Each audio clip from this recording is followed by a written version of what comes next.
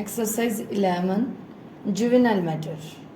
Mr. K.M. Sinha, learned senior counsel, appearing for the appellant, submitted that this court has held that the beneficial provisions of the Act are to be applied only for the purpose of interpretation of the Act and not for arriving at a conclusion whether a person is juvenile or not, and in the question whether an offender was juvenile on the date of commission of the offense or not, is essentially a question of fact which is required to be determined on the basis of the materials brought on record by the parties. First, he submitted that this court has further held that Section 35 of the Evidence Act,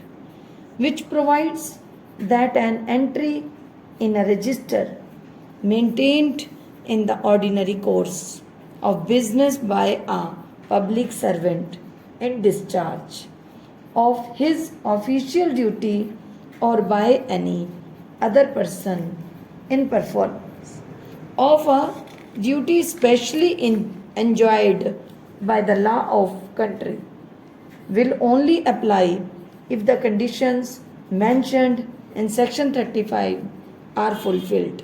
Full stop. Next paragraph. He submitted that section 35 of the Evidence Act could not be applied to the entry of date of birth of respondent number 1 in the school records produced on behalf of respondent number 1 before the trial court, and on the evidence as produced the trial court rightly held that the date of birth of the respondent number 1 cannot be believed to be 5th October 1988. Full stop.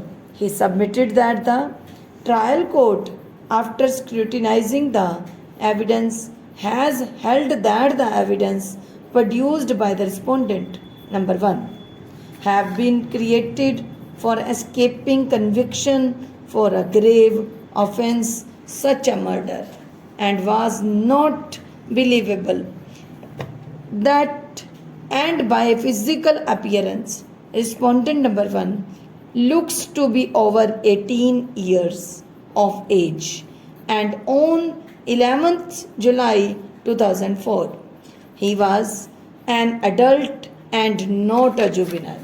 Full stop.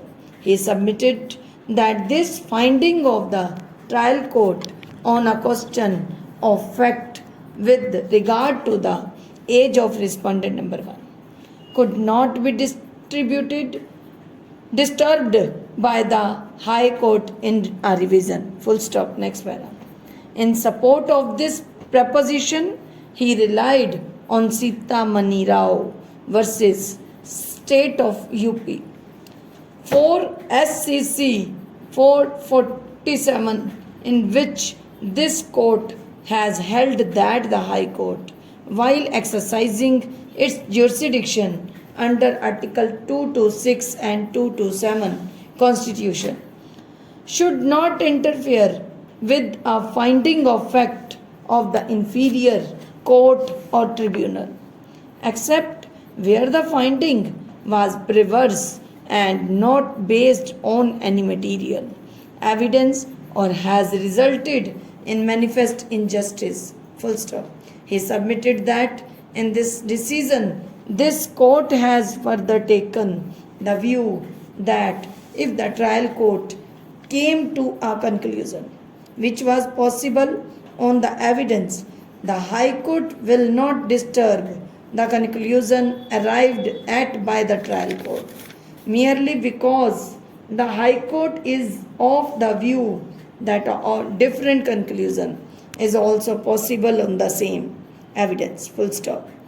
He vehemently argued that the High Court has lost sight of these limitations of its jurisdiction and on the basis of its own appraisal of the evidence, taken a view that the respondent number one was a juvenile on the date of commission of the offence and has set aside the order of the trial court. Full stop.